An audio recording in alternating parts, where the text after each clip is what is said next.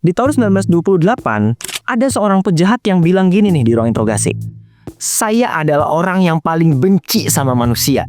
Saya nggak akan berubah dan akan tetap memperbaiki mereka dengan cara Saya bangga atas kejahatan yang saya lakukan.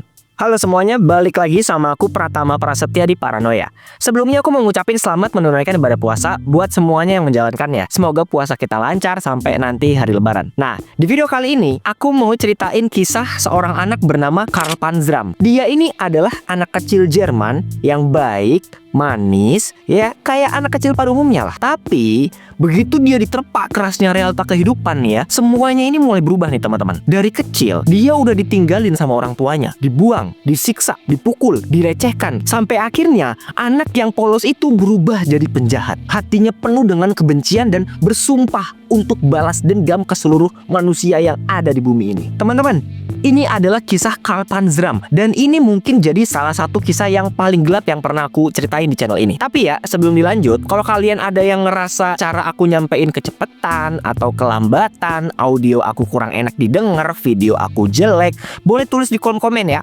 Aku terbuka banget nih sama yang namanya kritik dan masukan dari kalian. Karena aku pengen kalian tuh ngerasa nyaman dengerin ceritanya. Biar kalian juga lebih paham. Kalau yang menakutkan itu bukan hantu teman-teman, tapi manusia yang udah kehilangan akal dan pikiran. Selamat datang di Paranoia. Jangan lupa subscribe.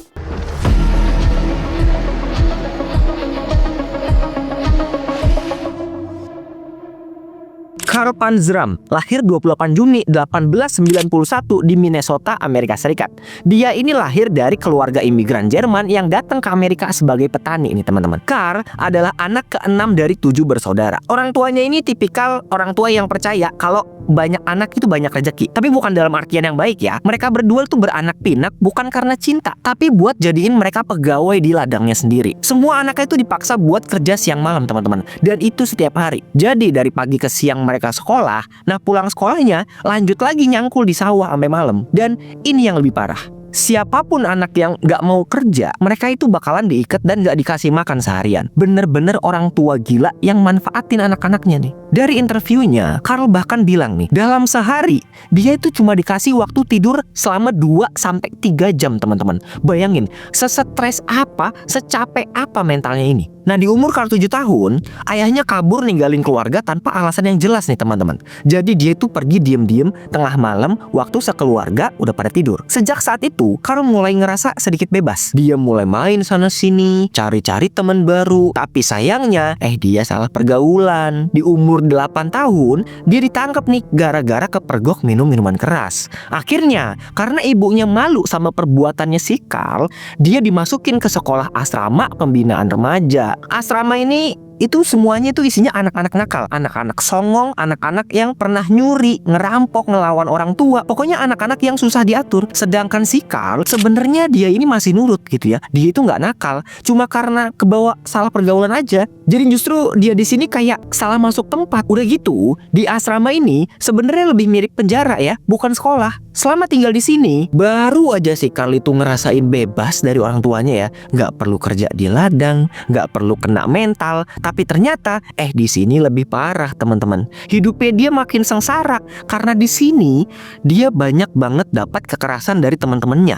Dia sering dipukul, dibully, dilecehin cuma karena badannya itu kecil dan dia orang luar Amerika, orang Jerman. Bahkan Karl juga cerita nih, di hari pertama dia masuk ke sini, dia dibawa nih ke kantor sama pengurus di sana.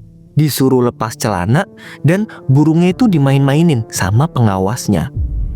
Dan kejadian itu juga salah satunya yang bikin ngerusak mental si Karl. Selama tinggal di sana, dia selalu diem.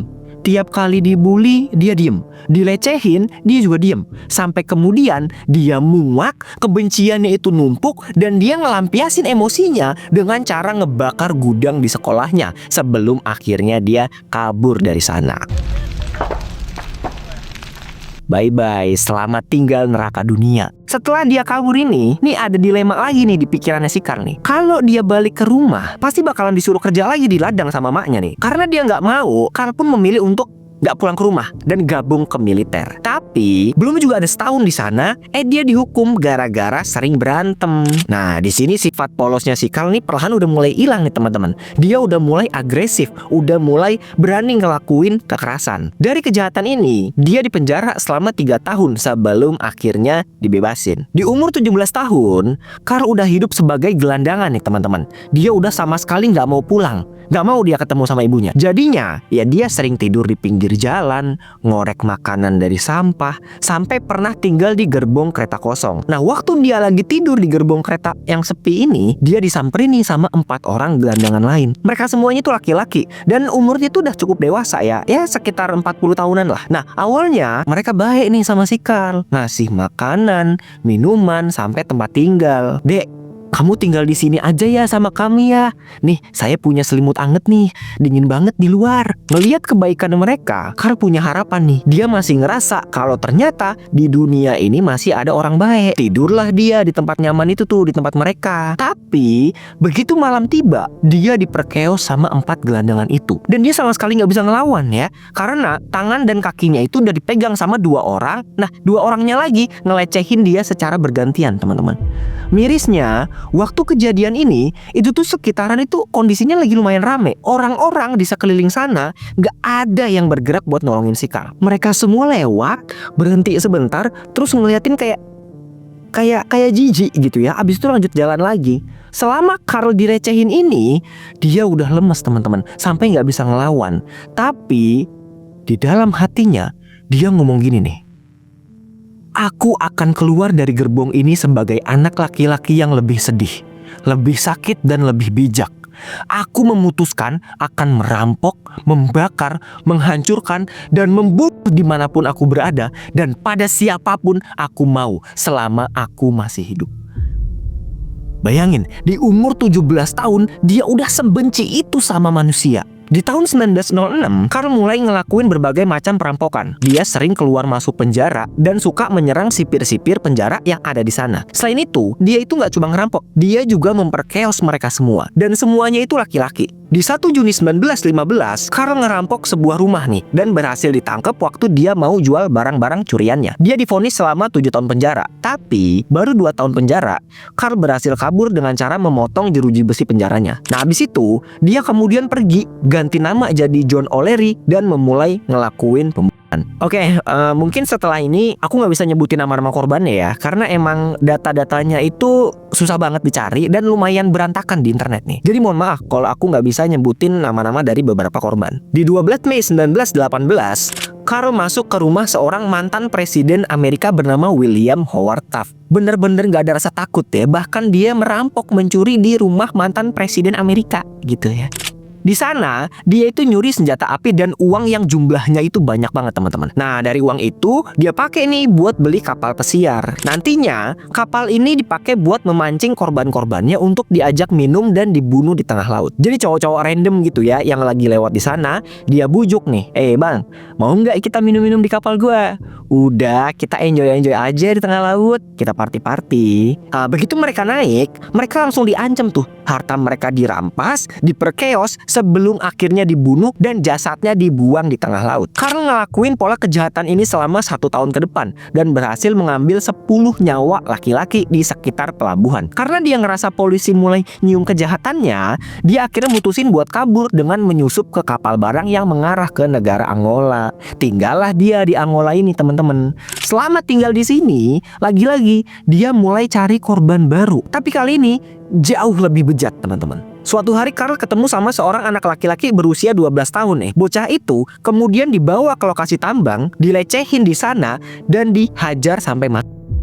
Selain itu dia juga pernah menjedor 5 orang pria dari perahu. Abis itu jasadnya dikasih makan ke buaya. Dia itu tipikal yang gak bisa banget ngeliat manusia gitu ya, bawaannya mau matiin aja. Nah di tahun 1922, pas dia punya cukup uang dari hasil ngerampok, dia balik lagi lah ke Amerika. Lanjut lagi tuh dia di sana ngerampok, ngebakar, ngebunuh, ngelecehin anak-anak, keluar masuk penjara. Nah tiap kali dia di penjara, karena sering banget nih disiksa sama sipirnya. Di penjara Oregon dia pernah dipukulin polisi sampai rusuknya itu retak. Di penjara McNeil dia diikat terus disiksa. Tapi karena bisa dibilang mentalnya dia ini udah kebentuk ya, mentalnya udah kuat, dia berani tuh ngelawan sipir-sipir yang nyiksa dia itu. Dia selalu bisa ngebales tiap ada kesempatan. Tapi kemudian di tahun 1928, waktu dia dipenjara di distrik Columbia, baru kali ini nih dia ketemu sama sipir penjara yang baik banget sama dia nih teman-teman. Namanya itu Henry Lesser. Nah, Henry Lesser ini nih sosok kunci yang ngungkap kejahatannya si Carl nih teman-teman. Si Henry ini ya, waktu itu dia pernah gak ada angin, gak ada hujan, tiba-tiba ngasih duit dikasih Carl nih. Ya walaupun gak banyak sih, tapi ya cukup lah buat jajan-jajan di penjara. Nah, pas dikasih duit ini, si Carl tuh langsung, "Hah? Pak, Bapak ngasih saya uang? Makasih ya Pak, saya bener-bener terima kasih sama Bapak. Bapak bener-bener orang baik. Sekali lagi saya terima kasih ya Pak." Bayangin, saking gak pernah dapat kebaikan dari orang, giliran dapat kebaikan kecil kayak gini, Carl itu sampai bersyukur banget teman-teman. Terima kasihnya itu sampai lebay banget ke si Henry. Sejak saat itu, hubungan mereka berdua jadi makin dekat kayak sahabatan. Nah, disinilah nih, semua kejahatannya Carl akhirnya mulai terbongkar teman-teman. Jadi, polisi kan taunya Carl ini perampok ya. Tiap kali dia ditangkap juga selalu gara-gara ngerampok. Setelah dia ngaku, mereka baru sadar kalau ternyata Carl ini lebih dari sekedar perampok. Dia itu jauh lebih bejat dan jahat daripada itu. Kepada Henry Lesser, dia nulis surat nih yang isinya begini. "Sepanjang hidup saya telah membunuh 21 orang, ratusan kali merampok, mencuri, membakar, dan yang terakhir, saya melakukan pelecehan ke lebih dari 1.000 manusia. Saya tidak memiliki hati nurani, dan untuk semua hal itu, saya sama sekali tidak pernah menyesal." Nah, abis si Henry baca surat ini, tangan dia tuh langsung gemeter tuh. Ada dilema di pikirannya dia. Karena meskipun mereka sahabatan, sebagai sipir penjara, dia tetap harus laporin pengakuan itu ke pengadilan. Akhirnya dibawalah surat itu sebagai bukti. Di 12 November 1928, Carl Panzram divonis penjara selama 20 tahun di penjara Kansas. Nah, ironisnya, bukan dari kejahatan-kejahatan sebelumnya yang bikin dia divonis ini nih, tapi dari surat itu yang dia tulis. Jadi secara nggak langsung, pengakuan inilah yang bikin dia di penjara, teman-teman. Tapi ada satu kejadian. Ada satu momen di mana pengadilan ngerubah hukumannya yang tadinya 25 tahun jadi hukuman gantung nih teman-teman. Dan ini jadi kisah terakhir dari Carl Panzram. Di 20 Juni 1928, waktu dia lagi nyuci baju di laundry penjara, dia ngebunuh sipir penjara bernama Robert Wankel gara-gara dia nggak suka nih ngelihat Robert sok-sokan ngatur, sok keras, dan suka kasar ke tahanan. Akhirnya, tanpa pikir panjang, dia ambil besi sepanjang 1,5 meter tuh, dia pukul dan dia tancepin kepala si Robert tuh, cerat gitu kan. Setelah dia ngebuang besi itu, dia langsung jalan aja santai ke selnya tuh, duduk di kasur tanpa ngomong sepatah kata apapun teman-teman. Kayak nggak ada rasa bersalah sama sekali. Setelah tindakan ini, pengadilan ngelakuin sidang ulang dan ngerubah hukumannya Carl dari yang tadinya 25 tahun jadi hukuman metong dengan cara digantung. Di hari Jumat tanggal 5 September 1930, Carl diantar ke tiang gantungan. Dia naikin tangga itu dengan perasaan gembira teman-teman. Dia ngeliatin para warga di sana, ada pejabat, wartawan, polisi, mereka semua nyorakin si Carl. "Ayo bunuh dia, pembunuh, musnahkan sampah masyarakat itu." Carl ngejawab sorakan itu dengan bilang gini nih, "Terkutuklah ibuku yang melahirkanku dan seluruh umat manusia." Merinding guys. Nah, waktu tali tambang itu dilingkerin ke lehernya si Carl ya, algojonya nanya gini nih, "Saudara Panzram, apakah Anda punya kata-kata terakhir?" Di sini dia langsung ngeludahin muka algojo itu tuh, cuih sambil teriak, "Ya, ada. Cepetan dong, tinggal tarik aja, apa susahnya sih bang? Gua bisa 10 orang kalau lu masih basa-basi kayak gini." Setelah penutup kepalanya itu dipasang, para sipirnya itu mundur, tuasnya itu ditarik sama algojo tuh, cerat, berat. Carl Panzram dinyatakan meninggal pas di jam 6:18 pagi teman-teman. Dia dimakamin di halaman belakang penjara tanpa ditulis nama panjangnya di batu nisan. Yang ada cuma nomor tahanannya yaitu 316. Oke, itu dia tadi teman-teman kisah tragis dari Carl Panzram, seorang anak kecil biasa yang berubah setelah dihantam kerasnya realita kehidupan. Gimana menurut kalian? Apakah tindakannya si Carl ini benar dengan cara balas dendam ke semua umat manusia gitu ya? Atau justru kayaknya nggak harus gitu-gitu amat deh? Di luar sana banyak juga kok yang hidupnya keras tapi nggak sampai ngelakuin tindakan kriminal gitu ya. Tulis pendapat kalian di kolom komentar. Karena yang menakutkan itu bukan hantu teman-teman ya, tapi manusia yang udah kehilangan akal dan pikiran. Kalau kalian suka sama konten ini, jangan lupa like like, komen, dan juga subscribe biar aku semangat bikin videonya.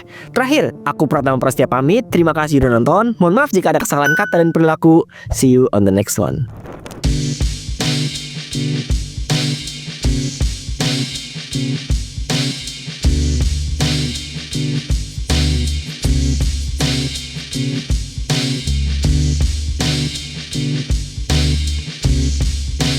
Thank you.